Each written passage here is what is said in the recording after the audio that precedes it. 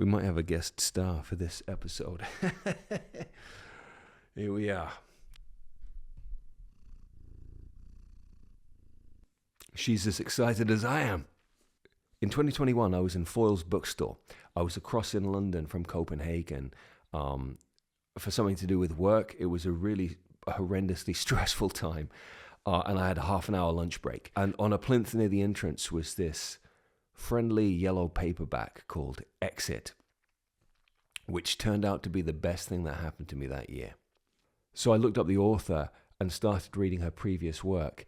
And when this book was announced, I pre-ordered it immediately. So, how does it stack up?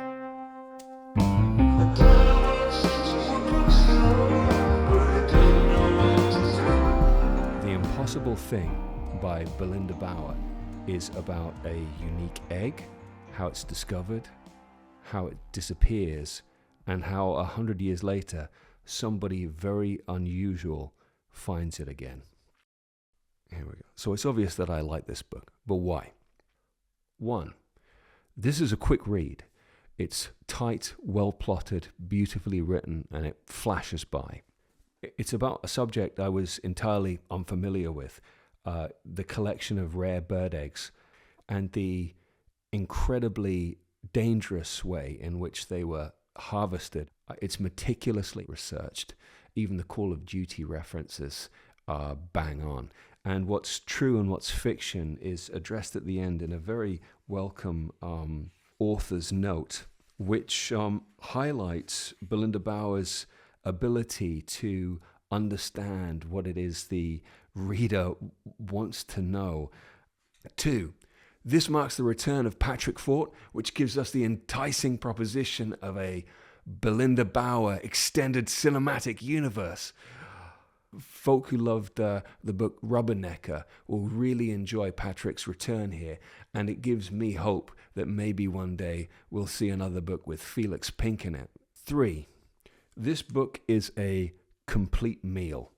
It has the storytelling nutrition that you want. It has your back. You don't need to worry that the story is going to let you down or that characters are suddenly going to do dumb things because the plot needs them to.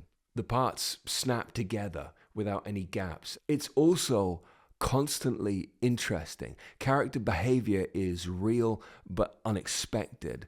And Bauer makes really interesting, fun bad guys because she's not afraid to make anyone a villain.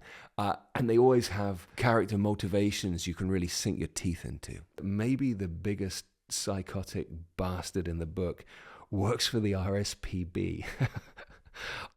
4, this is a good mystery, but it's a jigsaw puzzle rather than an optical illusion, if you see what I mean. For me, the high watermark of a mystery is one where all of the clues are plain for you to see, but it takes a flash of somebody else's insight within the story for you to suddenly see what's been there all along. This isn't one of those kind of books. It's one of those stories where everything is chopped up and you're waiting for all of the pieces to be assembled to understand how everything will connect. As in many mysteries of this kind, if you take a step back and squint, you can kind of work out where the story is headed and potentially what's going to happen. But it's very, very satisfying nonetheless. 5, this book makes you feel, often quite unexpectedly. It has suspense and mystery and a lot of funny moments, but it has a surprising amount of heartbreak. The world here feels real because it doesn't go easy on any of the characters. And like most of her books, it's a survival story, and you're invested in the characters not achieving some kind of dream, but simply overcoming the overwhelming cruelty and disinterest of the world around them. And nowhere is this more startling or moving than in a sudden, unexpected description of a pair of non-human characters whose ordeal you suddenly see in a new light. And it is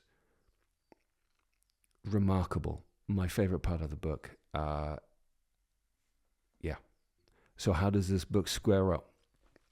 The Impossible Thing by Belinda Bauer is worth every penny in hardback. Go out and buy it today.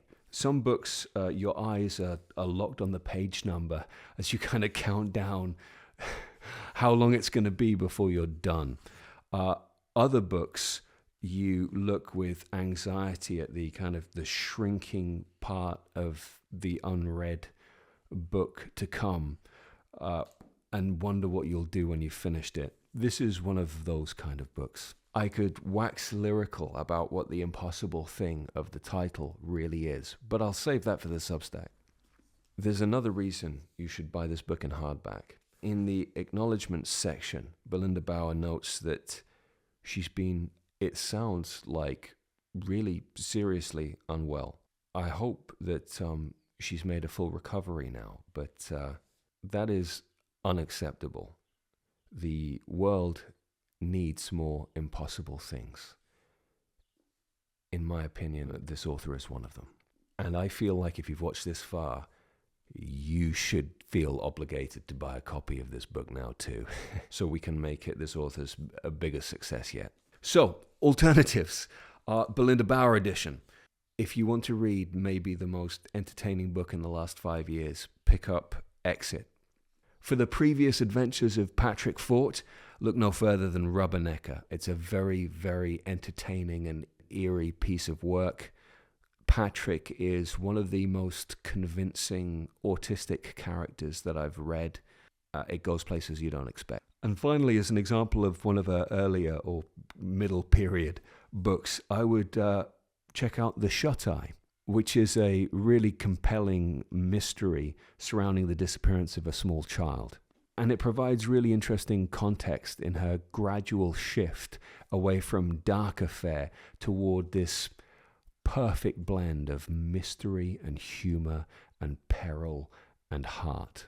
So that's it. I've been a bit of a fanboy in this episode, I know, but I can't help it. I think she's great.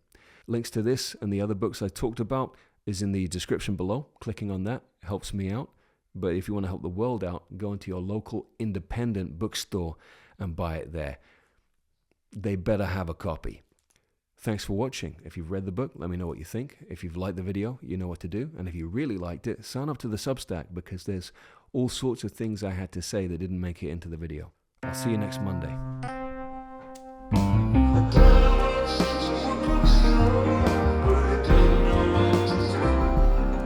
If you like me being nice about something, you might enjoy my review of the classic thriller, The Talented Mr. Ripley. If you'd like to hear me be really mean, check out this review of Agent 17.